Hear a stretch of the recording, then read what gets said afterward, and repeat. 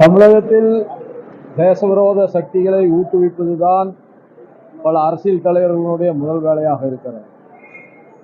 இதே சத்தீஸ்கரில் நக்சலைட்டுகளால் முன்னாள் முதல் மந்திரி உட்பட பல பேர் சுட்டுக் கொல்லப்பட்டது அனைவருக்கும் நினைவிருக்கும் என்று நான் நம்புகிறேன். அர்பன் நக்சலிசம் எங்கும் பரவி வருகிறது. இது தேசத்தினுடைய நலனுக்கு எதிரானது. நக்சலைட்டுகள் ஒடுக்கப்பட வேண்டும்.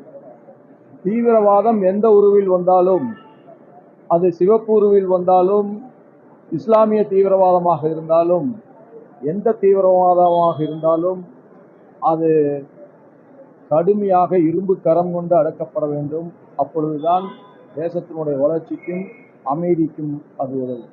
அதே போல மத்திய அரசு ஆளுநர்களுக்கும் இங்க இருக்கிற ஆட்சிகளுக்கும் இணக்கமான சூழ்நிலை, இதனால மத்திய அரசின் செயல்பாடுகள் இங்க வர்றதில்லைங்கிற மாதிரி மத்திய அரசு எவ்வளவோ தந்து கொண்டிருக்கிறது. அதை போற்றுவதற்கு சிலருக்கு மனம் வருவதில்லை. தமிழக அரசு மத்திய அரசோடு இணைந்து செயல்படுவது தமிழகத்தினுடைய முன்னேற்றத்துக்கு உதவும். தமிழகத்தினுடைய ஆளுநரை பொறுத்தளவில் மிக மிக நேர்மையானவர். அவர் தன் கடமையை மிக சரியாக செய்து வருகிறார். அதேபோல அவருக்கு ஒரு ஒத்துழைப்பை மாநில அரசு நல்க வேண்டும் என்பதுதான் தமிழகத்தினுடைய நலனுக்கும் முன்னேற்றத்திற்கும் உறுதுணையாக அமையும். அதே போல டெல்லியில தமிழர்கள் வசித்து வந்த ஒரு மதராசி முகாம் அதை இன்னைக்கு பிடிச்சிருக்கிறாங்க. நாடெங்கும் இன்றைக்கு ஆக்கிரமிப்புகள் அகற்றப்பட்டு வருகிறது. அது உச்ச நீதிமன்றம், உயர் நீதிமன்றங்கள் பல்வேறு தீர்ப்புகளை அதற்காக தந்து கொண்டிருக்கிறார்கள்.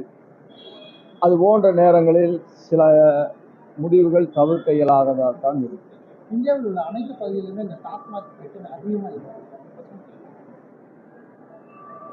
டாஸ்மாக் பிரச்சனை அதிகமாக இருக்கிறது என்பது வருத்தத்துக்குரிய ஒன்றுதான். அதை காட்டிலும் கஞ்சா அதிகமாகி பரவி கொண்டிருக்கிறது. ஆகவே தமிழக அரசு முதலில் கஞ்சாவை ஒழிப்பதற்குரிய அத்துணை நடவடிக்கையும் எடுக்க வேண்டும் என்பதுதான் என் வேண்டுகோள். ஆளுநர்களுடைய கடமை சரியா செய்யறதா சொன்னீங்க.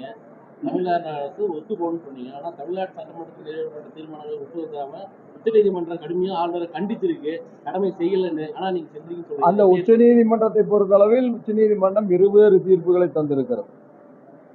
இதே கேரளாவை பொறுத்தளவில் கேரளாவிற்கு கவர்னருக்கு மட்டும்தான் வைஸ் சான்சலர்களை அனுமதிக்கின்ற அல்லது வைஸ் சான்சலர்களுக்கு நியமிக்கின்ற முழுமையான அதிகாரம் இருப்பதாக சொல்லியிருந்தார்கள். இன்றைக்கு அதற்கு மாறாக தீர்ப்பு வந்திருக்கிறது. இது சட்ட வல்லுநர்களை கொண்டுதான் முறையாக தீர்க்கப்பட வேண்டிய ஒன்றாக இருக்கிறதே தவிர ஒன்றிய அரசாங்கத்துடைய செயல்பாடுகளோட தமிழ்நாடு அரசாங்கம் ஒன்றி போய் தான் வேலைகள் செய்யணும் அப்படின்னு சொன்னீங்க. ஆனா ஒன்றி போய் என்று நீங்கள் சொல்லுகிறீர்கள், நான் ஒத்துழைத்து என்று சொல்கிறேன். நீங்கள் ஒன்றி போக வேண்டும் என்று சொல்லுகிறீர்கள்.